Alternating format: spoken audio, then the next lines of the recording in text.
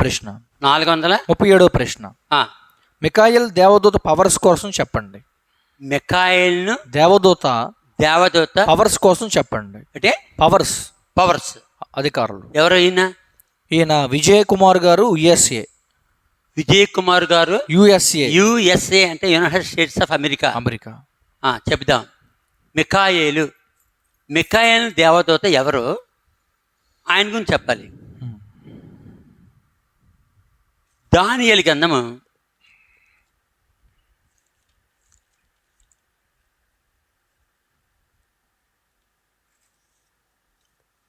12వ అధ్యాయంలో కనిపిస్తాడు.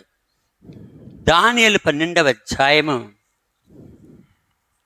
మొదటి వచనం. దాని గ్రంథం 12వ అధ్యాయము మొదటి వచనం. ఆ కాలమందు, ఆ కాలం అంటే అంత్యకాలము. ఆ కాలమందు నీ జనుల పక్షమున, నీ జనులంటే ఇశ్రాయేలీలు అంటే దేవుని ప్రజలు. మళ్ళీ మనం కూడా దేవుని ప్రజలు, ఇశ్రాయేలీలు, మనం కూడా క్రైస్తవులు. నీ జనుల పక్షమున నిలుచునట్టి మహాధిపతియగు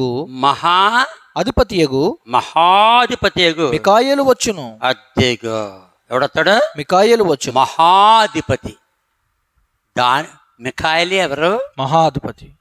పరలోకంలో మహా అధిపతి అంటే దేవుని తర్వాత రెండో పోస్టు మిఖాయేలు. ఎవరిదే? దేవుని తర్వాత రెండో పోస్ట్ మిఖాయేలు. ఎవరు చెప్తున్నారు? దానియేలు చెప్తున్నాడు. ఏ అధిపత్యతను? మహా అధిపతి మిఖాయేలు వచ్చును. వచ్చి ఏం చేస్తాడు? అప్పుడు నీ జనులు అంటే ఇశ్రాయేలీలు, దేవుని జనులు. నీ జనులు రాజ్యముగా కూడిన ఇశ్రాయేలీలు రాజ్యముగా మళ్ళీ ఎప్పుడు కూడారు అంటే మొట్టమొదటి వాళ్ళు నెబుకద్నెజరు కాలంలో చెదిరిపోయారు 70 సంవత్సరాలు. మళ్ళీ వచ్చి నెహెమియా, ఎజ్రా, జెరుబ్బయలు కాలంలో రెండో మందిరం కట్టారు. దాని తర్వాత మక్కాబీయుల కాలంలో, ఏ కాలంలో? మక్కాబీయుల కాలం. సిరియా రాజు అయిన యాంటియకస్ ఎఫెఫీస్ ద్వారా మళ్ళీ ఎజ్రా నెహెమియా జెరుబ్బయలు కట్టిన మందిరంలో బలిపీఠం మీద ఆడపంది నేసి ఎవడు? అంతియకస్ సిరియా రాజు మందిరం అపవిత్రపరిచి మందిరం నాశనం చేశాడు. అప్పుడోసారి పోయింది ఆ మందిరం. మూడోసారి ఆ మందిరాన్ని యేసు ప్రభు ఇంకా కొంతకాలంగా పుడతాడనగా హేరోదు కట్టాడు. ఎవరు కట్టారు? హేరోదు కట్టాడు. ఎంతకాలం కట్టాడు? యోహాను సువార్తలో ఉంటుంది 2వ అధ్యాయం 3వ అధ్యాయంలో. ఎంతకాలం కట్టాడు అంటాడు యేసు ప్రభు. ఈ దేవాలయం పడగొట్టి యోహాను సువార్త 2వ అధ్యాయము 19వ వచనం. యేసు ఈ దేవాలయం పడగొట్టుడి.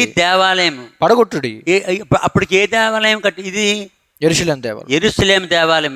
ఎన్నోది? మూడోది. ఎవరు కట్టారు అది? హేరోదు. ఈ దేవాలయం పడగొట్టి 3 దినములలో దాన్ని లేపుదునని వారితో చెప్పాను. యూదులు ఈ దేవాలయము 46 సంవత్సరాలు కట్టిరే. అద్దెగా ఎంతకాలం కట్టాడు? 46 సంవత్సరాలు. ఎవరు? హేరోదు. 46 సంవత్సరాలు కట్టిదే. నీవు 3 దినముల్లో దాన్ని లేపుదువా అంటే అని అనిరి. యేసు ప్రభు తన దేహాన్నే దేవాలయంగా చూపిస్తున్నాడు. ఇది ఆత్మీయార్థం తలతాలకి. ఆయన చనిపోయి 3వ రోజుని తిరిగి లేస్తాడు. వీళ్ళు అనుకుంటున్నారు ఈ దేవాలయం అనుకుంటున్నారు. ఏ దేవాలయం? యెరూషలేము దేవాలయం. ఎన్నోసారి కట్టబడింది? 3వసారి. మొట్టమొదటిసారి కట్టబడింది సొలొమోను. ఎవరు పడగొట్టారు? నెబుకద్నెజరు. రెండోసారి ఎవరు కట్టారు? Ezra, Nehemiah, Zerubbabel. ఎవరు కట్టారు అది? ఎజ్రా, నెహెమియా, జెరుబ్బయలు కాలంలో. ఎవరి కాలంలో కట్టారు? చెర అయిపోయిన తర్వాత. ఎవరు? కోరేష్. అంటే కోరేష్ కాలం. దేవుడు కోరేష్ ఆజ్ఞాపించాడు. ఎజ్రా మొదటి అధ్యాయంలో ఉంటుంది. ఎజ్రా మొదటి అధ్యాయం. అతను కడతాడు. అది కూడా మక్కబీలు కాలంలో ఎవడ పడగొట్టేశాడు? అంత్యోకస్ ఎఫెసియన్స్ సిరియా రాజు పడగొట్టి ఆడపందిని వేస్తాడు. ఏం పంది వేస్తాడు? ఆడపందిని బలేశాడు. దాని తర్వాత యేసు ప్రభు పుడతాడు అనగా హేరోదు కడతాడు. ఎవరు కడతాడు? హేరోదు కడతాడు. ఆ దేవాలయం కూడా పడగొట్టేస్తాడు. ఎవరు? టైటస్. యేసు ప్రభు సిలువేయబడేటప్పటికి ఏమంటారు వాళ్ళు? ఈయన రక్తము మా మీదను మా పిల్లల మీద ఉండును గాక. యేసు ప్రభు సిలువేయబడిన తర్వాత, ఆయన తిరిగి లేచిన తర్వాత, ఆయన తిరిగి పరలోకానికి వెళ్ళిపోయిన తర్వాత కరెక్ట్గా 70 సంవత్సరాలకి, ఎన్ని సంవత్సరాలకి? 70 సంవత్సరాలు తీతికి అనే రోమా చక్రవర్తి వచ్చి యెరూషలేము దేవాలయాన్ని పూర్తిగా పడగొడతాడు. అప్పటి నుంచి ఈ రోజు వరకు, ఈరోజు అంటే 2024వ సంవత్సరం ఈ నెల సెప్టెంబర్ మనం వీడియో పెట్టేది 14వ తారీఖు 15వ తారీఖు వరకు వాళ్ళకి ఏం లేదు, దేవాలయం లేదు, మందిరం లేదు. ఇప్పుడు దేవాలయం స్థానంలో ఏముంది? మస్జిద్. ఒక ఓమర్ అనే ఒక ముస్లిం యొక్క శవాన్ని కప్పెట్టారు అక్కడ. ఆ స్థలం ఏ స్థలం? పరిశుద్ధ స్థలం. అబ్రహాముకి దేవుడు మోరియా పర్వతం మీద తన కుమారుడిని బలేమంటే బలేనకి వెళ్తే పొట్టేల్ని చూపించి పొట్టేల్ని బలేస్తారు. ఆ స్థలంలో ఇప్పుడు ఏముంది? ఓమర్ మసీదు కట్టారు ముస్లింలు. దాన్ని పడగొట్టి దాని స్థానంలో యెరూషలేము దేవాలయం కట్టాలి. ఏం కట్టాలి? యెరూషలేము దేవాలయం కట్టాలి. అది చెప్తున్నాడు. అంటే మన కాలంలో జరగబోతుంది. ఎప్పుడు చెప్తున్నాడు దేవుడు అతనికి? దానికి దానిలో ఏ కాలంలో వాడు? క్రీస్తు పూర్వం 600లో వాడు. క్రీస్తు పూర్వం 600లో వాడు. అప్పుడు చెప్తున్నాడు 12వ అధ్యాయంలో, దానియేలు 12వ అధ్యాయం అంటే అక్కడికి వెళ్ళాలి మనం. మొదటి వచనం, దాని గ్రంథం 12వ అధ్యాయం మొదటి వచనం. ఆ కాలమందు నీ జనుల పక్షమున నిలుచునట్టి మహా అధిపతి మికాయేలు వచ్చును. కాబట్టి మికాయేలు ఎవరు? మహాధిపతి. ఈ మికాయేలే అప్పుడు నీ జనులు రాజ్యముగా కూడిన కాలం మొదలుకొని ఇశ్రాయేలు రాజ్యముగా కూడిన కాలం ఎప్పుడు? 1948 సంవత్సరము మే 14వ తారీఖు రాత్రి. మే 14 అర్ధరాత్రి. ఇప్పుడు వరకు కూడిన కాలం మొదలుకొని ఈ కాలం వరకు ఎన్నటికీ కలగనంత ఆపద కలుగును.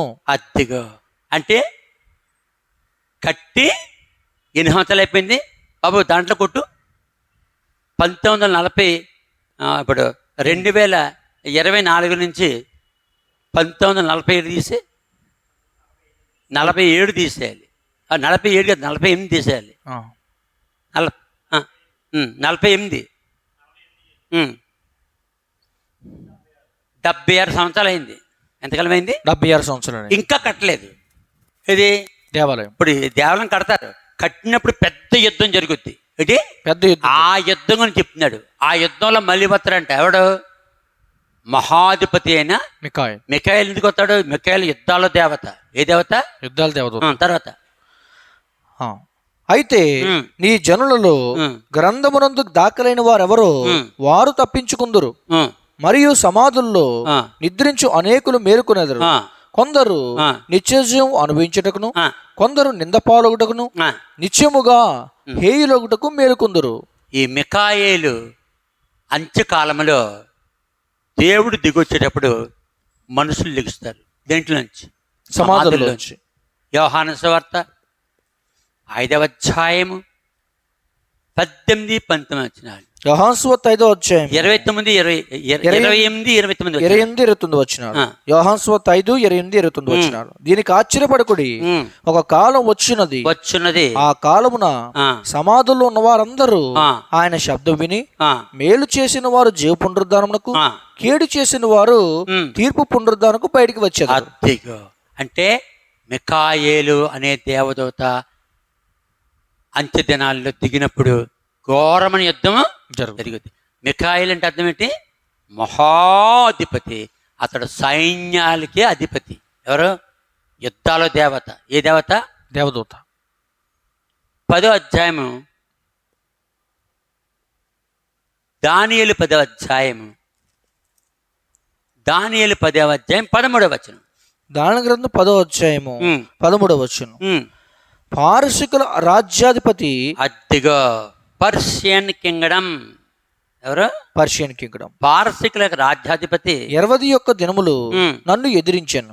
ఇంకా పారసికుల రాజులు సముఖమున నేను నిలుచుండగా ప్రధానాధిపతులలో, అద్దిగో ప్రధానాధిపతులలో మిఖాయేలను ఒకడు. ఇక్కడ ప్రధానాధిపతుల్లో దేవుని దగ్గర ఎవరు ఉంటారు?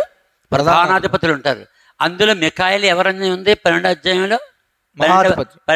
దానియేలు 12:1 మహాధిపతి, ప్రధానుల్లో ప్రధానుడు. ప్రధానాధిపతులలో మిఖాయేలను ఒకడు నాకు సహాయం చేయవచ్చాను. అద్దిగో నాకు సహాయం వచ్చాను. ఈ దర్శనపు సంగతి ఇంకా అనేక దినముల వరకు జరగదు. అంటే అంత్యకాలంలో జరుగుతుంది. నాకు సహాయం నాకంటే ఎవరికి? ఇశ్రాయేలు గురించి చెప్తున్నాడు దానియేలు. అంటే అంత్యకాలంలో ఎవరికి సహాయం చేయడానికి వస్తాడు? ఇప్పుడు ఇశ్రాయేలీలు ఎవరితో యుద్ధం చేస్తున్నారు? హమాస్తో, ఇంకా హిజ్బుల్లా వాళ్ళతో, ఇంకా ఇరాన్తో, ఇంకా లెబనాన్తో అంటే చేస్తున్నారా? అంటే ఎవరున్నారు అక్కడ? మిఖాయేలు ఉంటాడు అక్కడ. మిఖాయేలు లేకుండా ఇశ్రాయేల్ యుద్ధంకి వెళ్ళరు. ఇశ్రాయేల్ యుద్ధంకి వెళ్తున్నారంటే వాళ్ళకి తెలియకుండానే మిఖాయేలు వస్తాడు అక్కడికి. మిఖాయేలు ఉన్నాడు కాబట్టి ఇశ్రాయేలీలు ఎవ్వరు ఓడిపోవట్లేదు. ఇశ్రాయేలీలు అంతా కలిపి 90 లక్షలంట. ఏంటంత? 90 లక్షలు. దాంట్లో అందరు కలిపి 90 లక్షలు అంటే మరి యుద్ధ వీరులు ఎంతమంది? ఒక 30 లక్షలు 40 లక్షలు ఉంటారు. మరి అరబ్బులు ఎంతమంది ఉన్నారు? 59 దేశాలు. ఎన్ని కోట్ల మంది ఉంటారు? మరి ఎందుకు యుద్ధం రాలేకపోతున్నారు? మిఖాయేలు యొక్క భయం. ఇశ్రాయేల్ని ఎవరు జయించలేరు. కారణం యేసుప్రభు 2వ రాకల్లో వచ్చే వరకు ఇశ్రాయేలు ఉండాలి, ఇశ్రాయేల్ దేశం ఉంటుంది. ఎంతమంది ప్రగల్భాలు పలికినా ఇరాన్ ప్రెసిడెంట్ ప్రగల్భాలు ఏం పలుకుతున్నాడు? ఇశ్రాయేల్ జెండా ఉండకూడదు, ఇశ్రాయేల్ దేశాన్ని నేలమట్టం చేసేస్తాను, అసలు ఇశ్రాయేల్ని పేరు తీసేస్తామని అరబ్ దేశాలు పంతం పట్టాయి. జరుగుతుందా? జరగట్లేదు. ఎందుకు జరుగుతూ?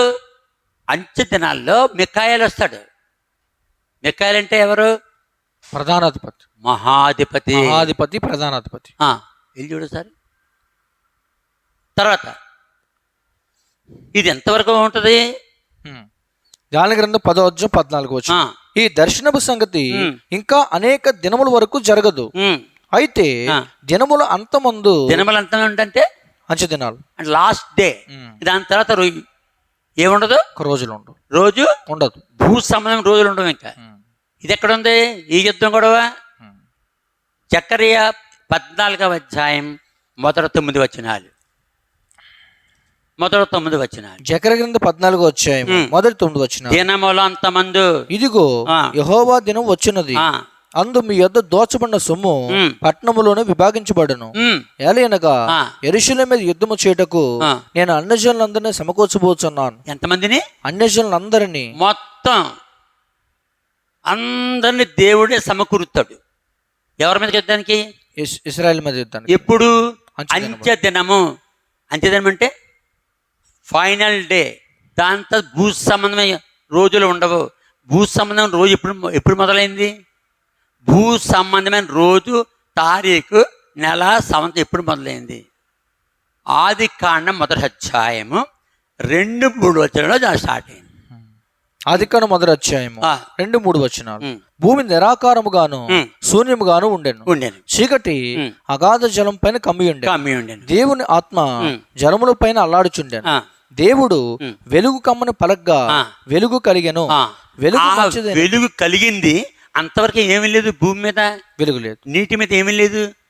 వెలుగే లేదు. వెలుగు కమ్మని పలగా వెలుగు కలిగాను. వెలుగు మంచిదైనట్టు దేవుడు చూచాను. దేవుడు వెలుగును చీకటిని వేరుపరిచాను. దేవుడు వెలుగునకు పగలనియు చీకటికి రాత్రినియు పేరు పెట్టాను. అస్తమయమును ఉదయమును కలుగుగా ఒక దినము ఆయన. మొట్టమొదటి ఎక్కడి నుంచి వచ్చింది? దేవుడు భూమికి వెలుగు తీసుకొచ్చాడు. వెలుగును చేసి వెలుగును చీకటిని వేరుపరిచాడు. 24 గంటల్లో 12 గంటలు పగలు వెలుగు, 12 గంటలు చీకటి. ఒకదానికి అలా తిరిపాడు. 12 గంటలు వెలుగు, 12 గంటలు చీకటి. అప్పుడు సూర్యుడు లేడు, చంద్రుడు లేడు, నక్షత్రాలు లేదు, గ్రహాలు లేవు, గెలాక్సీలు లేవు, ఏమీ లేవు. దేవుడే కాలాన్ని తిప్పాడు. అది దేవుడు. ఇది సైన్స్కి అర్థం కాదు.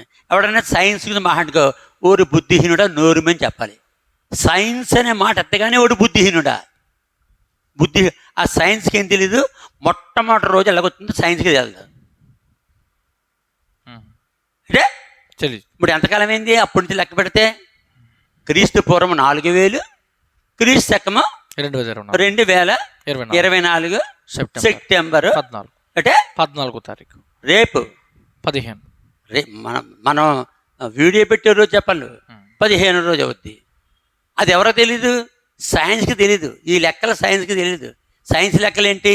ఏమి తెలకుండా కోట్ల కోట్ల కోట్ల ట్రిలియన్ మిలియన్ బిలియన్ గిలియన్ అంటాడు. ఆడికి బుర్ర పనిచేయక అంటే ఆ సైన్సిస్టులు బతకనాకే ఈ బుద్ధిహీనులైన అంటే రాజ్యాధిపతుల్ని, మంత్రుల్ని మోసగించి తినడానికి ఏలియన్స్ ఉన్నాయని చెప్పి అంటే ఇంత కళ్ళు, ఇంత ముక్కు, మనకేమో గుండ్రంగా ఉంటే మొక్క కోలగా పెట్టేసి, మనకేమో శరీరం ఉంటేనేమో డొక్కు మొక్కలా పెట్టేసి చూపించినారు. ఎవరికి?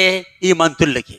వీళ్ళకేమో వీళ్ళు తెలియదు కదా, అంటే దైవత్వం తెలియదు కదా, బైబిల్ తెలియదు కదా, నమ్మి ఆ సైన్సిస్ట్ని పోషిస్తున్నారు. ఎందుకు? వాళ్ళు చదివిన చదువుకి ఉద్యోగాలు లేవు. అదే ఉద్యోగం చేయాలి. ఏ ఉద్యోగం? Space exploration.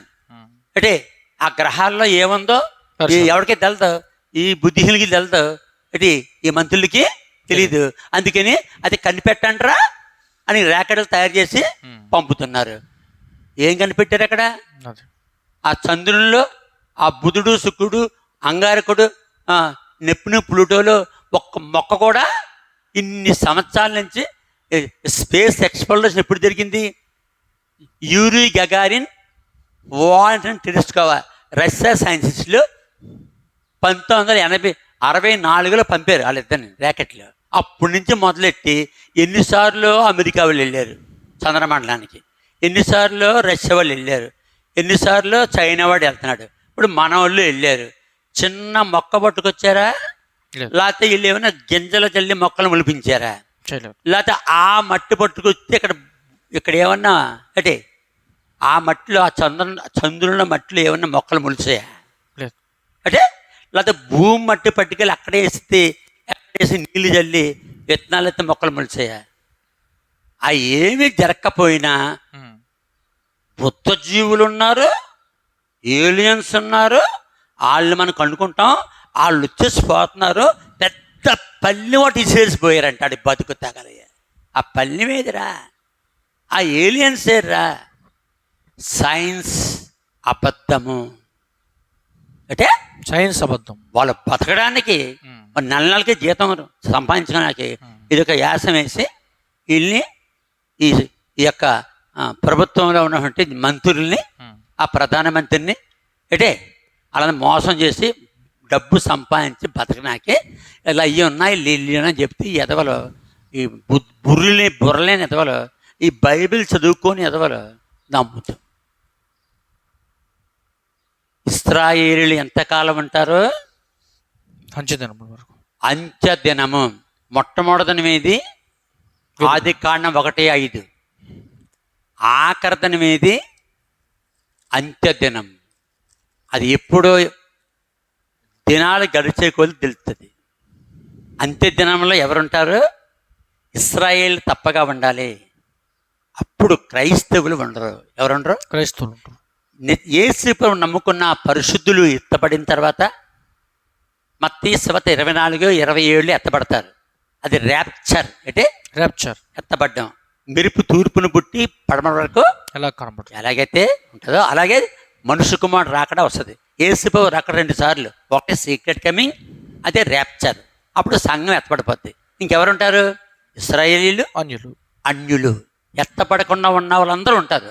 అప్పుడు వాళ్ళకి 28వ వచనంలో మత్తయి సువార్త 24:28 యుద్ధం జరుగుద్ది. ఏం జరుగుద్ది? యుద్ధం జరుగు. అదే ఈ యుద్ధం. ఏ యుద్ధం?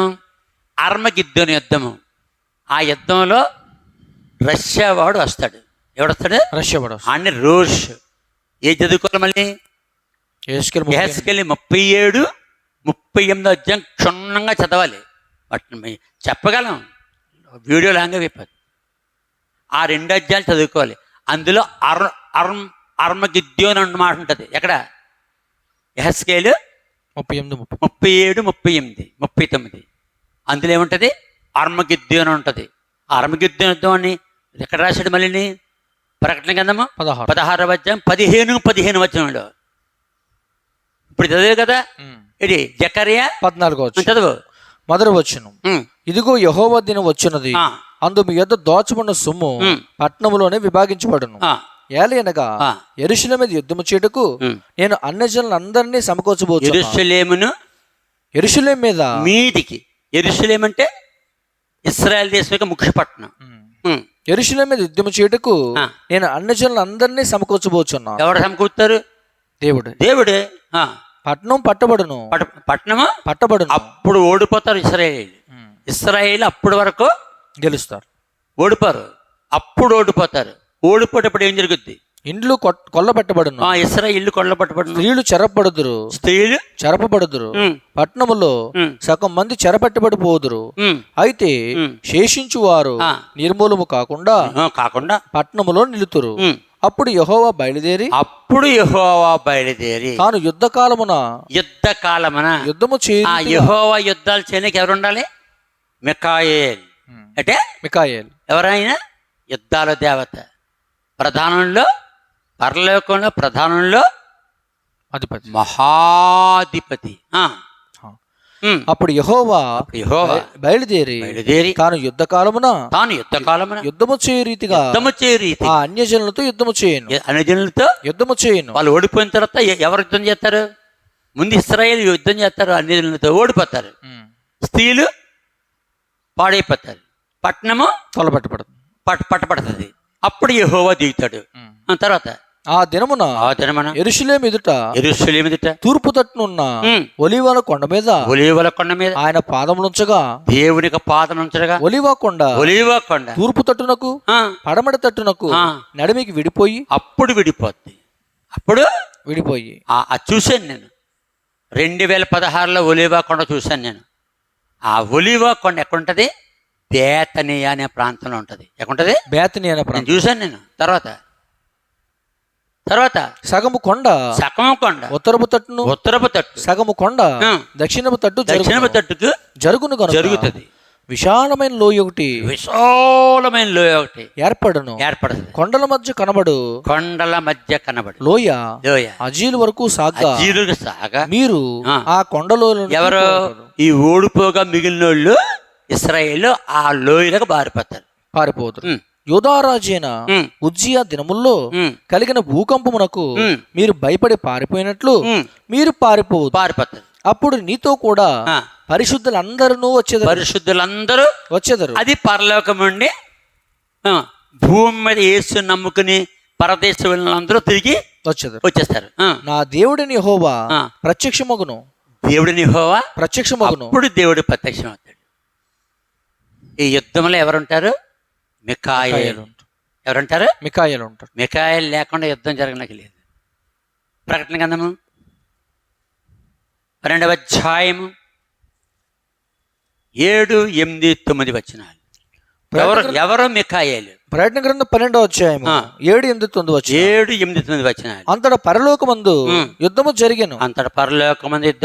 మికాయేలును అత్తిగా పరలోకంలో యుద్ధం జరిగింది. ఎవరికి? మికాయేలును దేవునిక దూతలకి, అతని దూతలను అపవాదిక దూతలకి, ఆ గడసర్పముకోడు దేవతలకి యుద్ధం జరిగింది. అప్పుడు పరలోకమందు యుద్ధము జరిగెను. మికాయేలును అతని దూతలను ఆ గడసర్పముతో యుద్ధము చేయవలెనని ఉండగా ఆ గడసర్పమును దాని దూతలను యుద్ధము చేసిరి గాని గెలవలేకపోయేది. కాబట్టి మికాయేలు దిగితే ఇంకా ఎవరు యుద్ధంలో గెలవలేరు. కాబట్టి మికాయేలు తప్పగా గెలుస్తాడు. ఈ యుద్ధంలో యుద్ధాలు చేసే మిఖాయిల్ని ఎవరో గెలవలేరు. మిఖాయిలు ఎవరు? ప్రధాన అధిపతి. అధిపతి. రెండోది మహాధిపతి. మహాధిపతి. మూడోది యుద్ధాలు దేవత, దేవుని యొక్క యుద్ధాలు దేవదూత. మిఖాయేలు ఎవరు? దేవుని యుద్ధాల దేవత అనే వాక్యంలో చాలా స్పష్టంగా చెప్పబడింది. ఇంకేముంది? యోధా పత్రిక 9వ అధ్యాయంలో ఈ మిఖాయేలు పరలోకం తర్వాత ఎక్కడికొచ్చాడు? మోషే కాలంకి వచ్చాడు. ముందు పరలోకం యుద్ధం చేసి సైతాన్ దూతల్ని ఓడించాడు మిఖాయేలు. రెండోది మోషే దగ్గరకు వచ్చాడు. యోధా పత్రిక 9వ వచనం. అయితే ప్రధాన దూత అయిన మిఖాయేలు అపవాదుతో వాదించు మోషే యొక్క శరీరమును గూర్చి. ఎందుకు? ద్వితీయోపదేశకాండ 34వ అధ్యాయంలో మోషే చనిపోతాడు. అంటే మోషే చనిపోతాడు. ఆ చనిపోయిన తర్వాత అతని శరీరం కావాలని ఎవరు వచ్చారు? సైతాన్ వచ్చాడు. అపవాది మిఖాయేలు వచ్చాడు. అక్కడికి సైతాన్ గడు వచ్చాడు. ఇద్దరికి గొడవ. అప్పుడు వచ్చాడు మళ్ళీ మిఖాయేలు. అయితే ప్రధాన దూత అయిన మిఖాయేలు అపవాదుతో వాదించు మోషే యొక్క శరీరమును గూర్చి తర్కించినప్పుడు దూషించి తీర్పు తీర్చ తెగింపక ప్రభువుని గద్దించును గాక అనను. అంటే సాతాన్ని ఎదిరించాలంటే దేవుని తర్వాత సెకండ్ ప్లేస్ ఎవరిది? మిఖాయేలు ఏమంటాడు? దేవుడు నిన్ను ప్రభువు నిన్ను గద్దించును గాక అని. ప్రభువు నిన్ను గద్దించును గాక. ఎన్నో వచనం? 10వ వచనం. 9వ వచనం. యోధా పత్రిక ఒకే ఒక అధ్యాయం 9వ వచనం. 9వ వచనంలో మోషే శరీరం గురించి తర్కించుచు గొడవ వచ్చింది. మోషే శరీరం ఎక్కడది? ద్వితీయోపదేశకాండ 34వ అధ్యాయం. తక్కని తీయాలి, టైం అయిపోతుంది. 34వ అధ్యాయం. చూడు చనిపోతాడు అక్కడ. ద్వితీయోపదేశకాండ 34వ అధ్యాయం 5వ వచనం. యెహోవా సేవకుడైన మోషే యెహోవా మాట చెప్పున మోయాబు దేశంలో మృతి నొందెను. ఆ దేశంలో ఎక్కడ? బెత్పయేరు ఎదుట మోయాబు దేశంలో ఉన్న లోయలో అతడు పాతి పెట్టబడాను. అతని సమాధి ఎక్కడ ఉన్నదో నేటి వరకు ఎవరికి తెలియదు. ఎందుకు తెలియదు? వీళ్ళు వెళ్ళిపోయారు కదా పాత పెట్టేసి. ఇశ్రాయేలు అందరూ వెళ్ళిపోయారు పాతి పెట్టేసి. ఇంకెక్కడ దొరుకుతుంది? ఎంతకాలం అయిపోయింది, ఇంక సంబంధం లేకుండా పోయింది. కానీ అక్కడికి ఎవరు చేరారు? ఆ శరీరం కావాలని అపవాది మిఖాయేలు వెళ్ళారు. అప్పుడు అపవాదిని మిఖాయేలు ఏమన్నాడు? ప్రభు నిన్ను గద్దించును గాక, ఈ శవంతో నీకేం సంబంధము లేదు అని యోధా పత్రికలో మిఖాయేలు కనపడుతున్నాడు. ఎవరిని గద్దించాడు? అపవాదిని. అది రెండోసారి కనపడ్డాడు. ముందు పరలోకంలో కనపడ్డాడు. రెండోది భూమి మీద ద్వితీయోపదేశకాండం 34వ అధ్యాయంలో మోషే శరీరం విషయంలో కనిపించాడు. యోధా పత్రికలో రాయబడింది.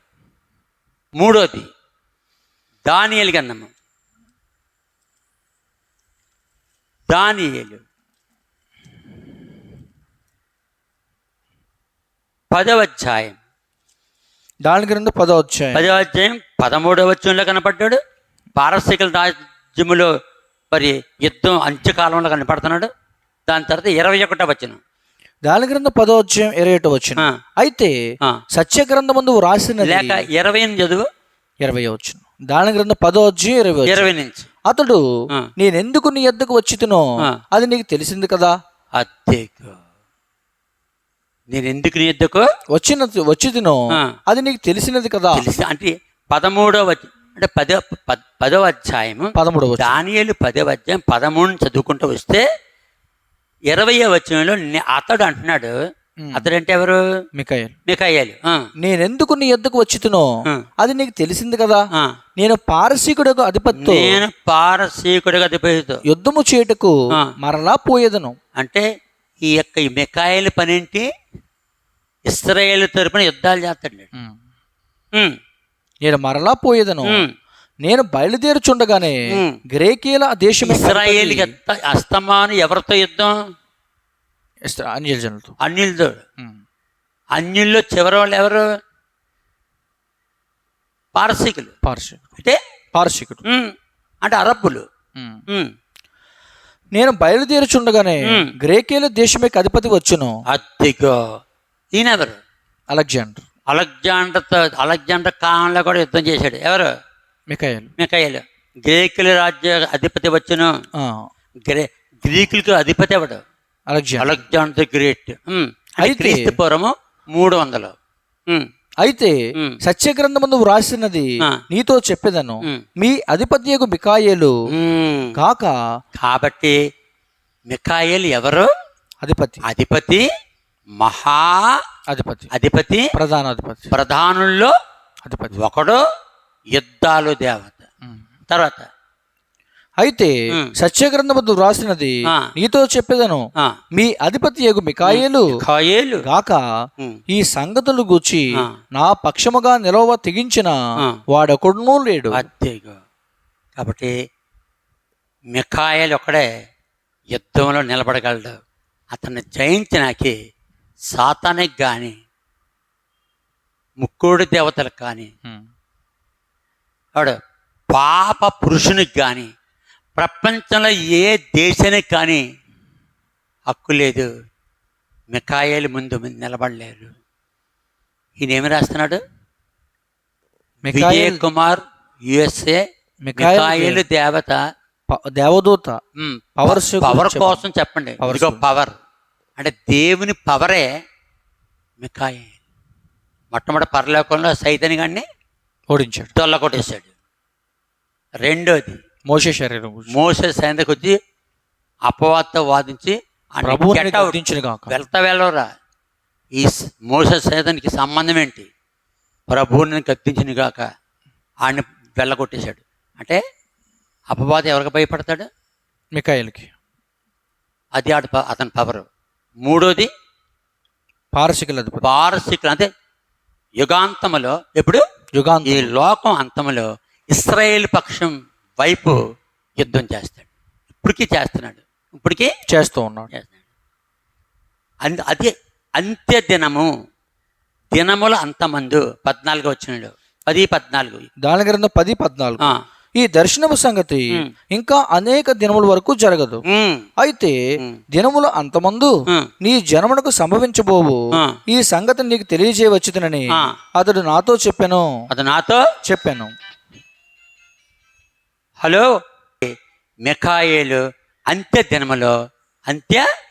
దినాలకు అంతములో నీ జనమునకు సంభవించబోవు ఈ సంగతిని నీకు తెలియజేయవచ్చునని అతడు నాతో చెప్పాను. అతడు ఇలాగ నాతో చెప్పగా నేను నా ముఖము నేలకు వంచుకొని మౌనినైతిని. అంటే ఎవరు? దానియేలు మౌనైతాడు. 15వ వచనం, 16వ వచనం. దాని గ్రంథం 10-16. అప్పుడు నర స్వరూపియగు యువకుడు నా పెదవులను ముట్టగా నేను నోరు తెరిచి నా ఎదురు నిలిచిన వానతో ఇట్లంటిని. అంటే నర స్వరూపియగు అంటే దేవుడు అంటే యేసు ప్రభుని. ఆ తర్వాత ఏలినవాడు ఈ విధంగా చివరికి వచ్చేటప్పటికి 21వ వచనం. 21వ వచనం. 20వ వచనం చివర దాని గ్రంథం 10వ అధ్యాయం. నేను బయలుదేరుచుండగా గ్రేకేల దేశమేకి అధిపతి వచ్చును. అయితే సత్య గ్రంథమందు వ్రాసినది నీతో చెప్పేదను, మీ అధిపతి మిఖాయేలు గాక ఈ సంగతులు గూర్చి నా పక్షమున నిలవ తెగించిన వాడు ఒకడును లేడు. కాబట్టి మిఖాయేలు ఒక్కడే యుద్ధాల్లో నిలబడే కెపాసిటీ ఉన్నవాడు. ఎవరికి తర్వాత? యెహోవా సైన్యములకు అధిపతి యెహోవా. యుద్ధాసుడు యెహోవా నా బలము నా గానము. యుద్ధాసుడు యెహోవా నా బలము నా గానము. నా పితరుల దేవుడు ఆయన పేరు యెహోవా. నా పితరుల దేవుడు యెహోవాను గానము చేసేదను ఏకముగా మనకు రక్షకుడాయనే. ఆయన మహిమ పాడెదను ఆయనను వర్ణించెదను ఆయనే దేవుడు మనకు. కాబట్టి యుద్ధశూరుడు ఎవరు? యెహోవా. ఆ యెహోవా పక్కన ఎవరు ఉంటారు? ఇప్పుడు యుద్ధాలు చేయడానికి మిఖాయేలు ఉంటారు. ఇంకా ఆయన తప్ప ఇంకెవ్వరు కూడా పరలోకంలో ఉన్న కోటాను కోట్ల దూతలు చూసావా, ఎవ్వరు నిలవలేరట. అంటే సాతాన్ని జయించాలంటే ఒక్క మిఖాయేలుకే ఉంది హక్కు. అంత హక్కు ఇచ్చాడు ఎవరు? యెహోవా దేవుడు. ఇక మిఖాయేలు కనపడంటే సైతం కూడా పరిగెట్టబడి చివరి దినాల్లో ఇశ్రాయేలు పక్షమున మిఖాయేలు యుద్ధం చేస్తాడు. అప్పుడు లోకం అంతమైపోద్ది, క్రైస్తవులు ఎత్తబడతారు. వాళ్ళు ఎత్తబడిన తర్వాత మత్తయి సువార్త 24వ అధ్యాయము 28లో అర్మగిద్దెను యుద్ధం జరుగుద్ది. ప్రకటన గ్రంథము 16వ అధ్యాయం 15-16 చదివే. 15-16 చదివే. ప్రకటన గ్రంథం 16వ అధ్యాయం. అప్పుడు మిఖాయేలు వస్తాడు. 15-16 వచనం. హెబ్రీ భాషలో హర్ మెగిద్దెను చోటుకు వారిని పోగు చేశాను. అంటే ఈ అన్ని జనులందరూ పోగు చేస్తారు ఆడికి. అది చూశాను నేను. హర్మగిద్దెను యుద్ధం జరిగే చోటు ఇశ్రాయేల్ దేశంలో బేతనీ నుండి ఏలియా 450 మంది ప్రవక్తలు, బయలు ప్రవక్తలను చంపేసిన చోట్లో ప్లేన్ ల్యాండ్, ఏమి కట్టలేదు. ఇంకా అక్కడ ఏమి కట్టలేదు, వ్యవసాయం లేదు, ఏమి లేదు, ప్లేన్ ల్యాండ్. అక్కడ జరుగుతున్న ఫైనల్ ఫైటింగ్. హెబ్రీ భాషలో హర్ మెగిద్దెను చోటుకు హర్ అని ఆగి హర్ మిగిద్దు, హర్ మెగిద్దెను కలపకూడదు, కలిపితే పలకలేము. హర్ మెగిద్దు చోటుకు వారిని పోగు చేశాను. ఇదిగో నేను దొంగ వలె వచ్చున్నాను. తాను దిగంబరుడిగా సంచరించున్నందున. దిగంబరు అంటే రక్షణ లేనివాడు, రక్షణ కలిగిన వాడు ఆత్మీయ వస్త్రం కట్టుకున్నాడు. ఆత్మీయ వస్త్రం లేనివాడు దిగంబరుడుగా ఉంటాడు. దిగంబరు అంటే పాపి. తాను దిగంబరుడిగా సంచరించున్నందున జనులు తన దిశములను చూతురేమో అని మెలకువగా ఉండి తన వస్త్రం కాపాడుకున్నవాడు ధన్యుడు. ఏ వస్త్రం? రక్షణ వస్త్రం. రక్షణ వస్త్రం. యేసు నమ్మడం, నమ్మి బాప్టిసము పొందడం, తండ్రి యొక్క కుమారుని పరిశుద్ధాత్మ నామమున బాప్టిసము తీసుకో. పరిశుద్ధంగా ఉన్నవాళ్ళు రక్షణ వస్త్రం కాపాడుకున్నారు. యేసు నమ్మని వారు రక్షణ వస్త్రం లేదు, దిగంబరి. తర్వాత ఎక్కడతో మిఖాయేలు గురించి స్పష్టంగా చెప్పాం. చెప్పింది బైబిల్ నుంచి చెప్పాం. ఒకవేళ గూగుల్లోనూ వాటిలో వీటిలో ఏదైనా వ్యాఖ్యానం నాకు అనవసరం. నేను అంతసేపు ఎక్కడ చెప్తాను? బైబిల్లో ఉంటే చెప్తాను, లేనిది నేను చెప్పలేను. ఇక్కడతో సహోదరుడు విజయ్ కుమార్ గారు USA, మరి ఆయన ఏ ఉద్యోగం చేత రాయలేదు, ఏ ప్రాంతంలో చెప్పలేదు. ఆయన దీన్ని చూసి గ్రహించవలసిందిగా, ఆయనతో పాటు ఎంతమంది చూస్తున్నారో వారందరూ గ్రహించుదురుగాక. ఆమేన్.